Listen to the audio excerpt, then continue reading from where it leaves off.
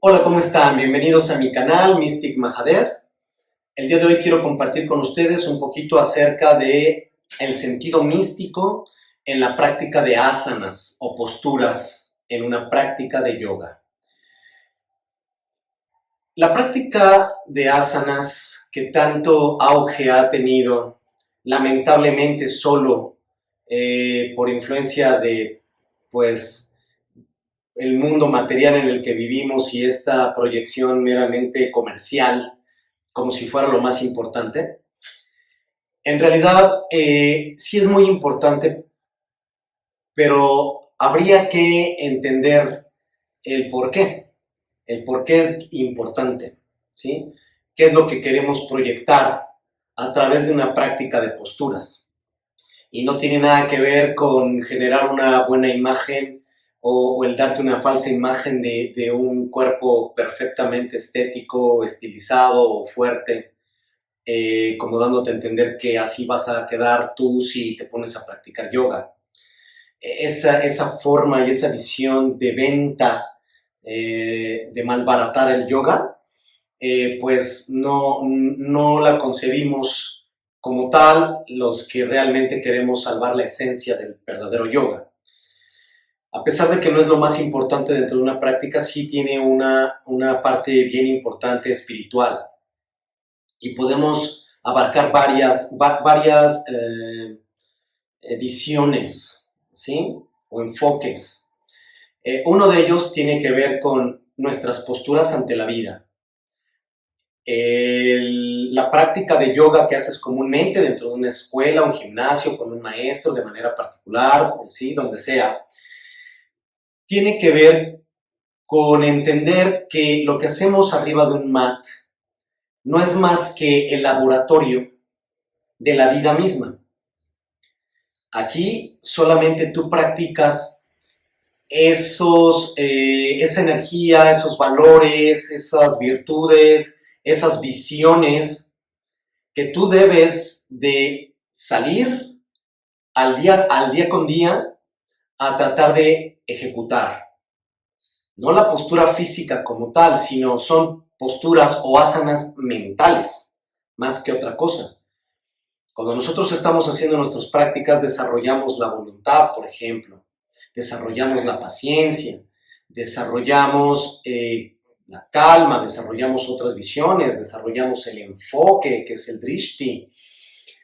Entonces, si nosotros trasladamos esto al día con día, quiere decir que en aquellas prácticas que nosotros, en aquellas posturas donde estamos haciendo una práctica muy larga, con cambios de posturas muy largos y que nos cuestan tanto trabajo, que a veces quizás nos incomodan, ¿por qué no decirlo? Ocasionalmente nos podrían incluso doler algunos músculos sin que esto rebase lo sanamente permitido, lo razonablemente permitido.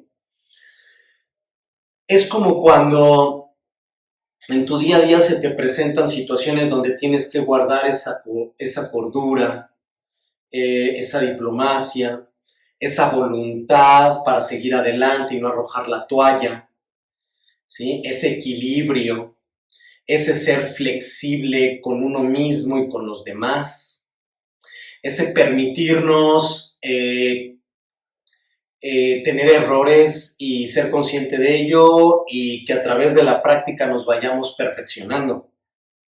Son el tipo de actitudes que tú desarrollas en una práctica de yoga, pero que deberías de ir a aplicarlo donde verdaderamente se muestra si eres un verdadero practicante de yoga o no.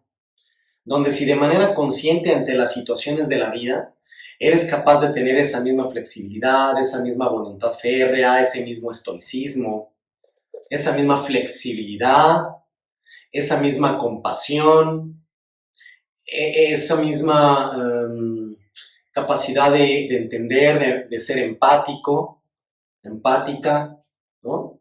O no. Ese es un enfoque, ¿sí? Muy a grandes rasgos. Pero también tenemos otro enfoque. En una práctica tradicional de yoga, podría decirse que tenemos 3 etapas. La etapa donde hacemos una preparación, donde es incipiente, donde apenas estamos calentando, donde nos estamos preparando. Una parte medular, una parte fuerte, donde está lo más importante, donde se lleva a cabo la mayor exigencia física, técnica, de concentración, de ejecución. Y finalmente, una parte donde va disminuyendo, decreciendo este esfuerzo y vamos enfriando nuevamente, ¿no? Para quedar en una paz, en una quietud, en una calma, en una postura de Shavasana que le llamamos el cadáver. Esa es la traducción literal. No me encanta el término, pero es la traducción literal. Pero es donde tú finalmente, la parte más importante de la práctica de yoga, y ya hablaremos de ella. Entonces, ¿qué nos representan estas 3 etapas? Esta especie de campana, ¿no? Donde llegamos, está un valle, una cúspide y luego nuevamente un valle. ¿Cómo interpretamos esto en términos de posturas o de asanas? Pues que son, podemos darle 2 enfoques. Uno como gunas, que ahorita explicaré qué son, ¿sí? Energías o manifestaciones de la energía. Y la otra como etapas de la vida, que es la que voy a decirte ahorita primero. Etapas de la vida, que es un nacer cuando apenas estás aprendiendo las cosas, ¿no? Un proceso de aprendizaje incluso, ¿sí? Una etapa que va llegando a su madurez, a su esplendor, a su máximo desempeño, ¿sí? Es donde te expresas con más ahínco, con más ímpetu, con más energía. Ajá. Y cuando después pues viene la etapa de la vida donde pues poco a poco vas llegando a ese remanso, a esa quietud, a esa calma de la sabiduría, y donde pues ya te toca descansar y recibir los frutos de todo aquello que fuiste generando en tu época más productiva de la vida. En términos de gunas, los gunas son 3. Se les llama tamas, rayas y sattva. ¿Qué implican?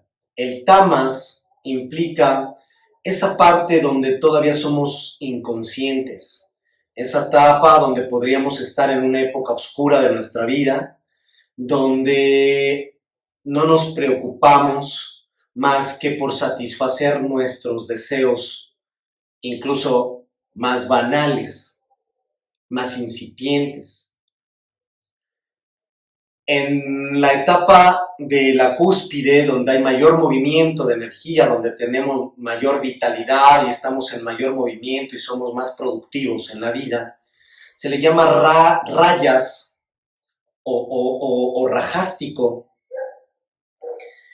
porque es como el fuego, es donde todo está en plena ebullición, donde hacemos más cosas, donde tratamos de abarcar más proyectos, más situaciones en nuestra vida, donde tratamos de entrar en este proceso de búsqueda que le dé un sentido a nuestra vida, donde hacemos actividades.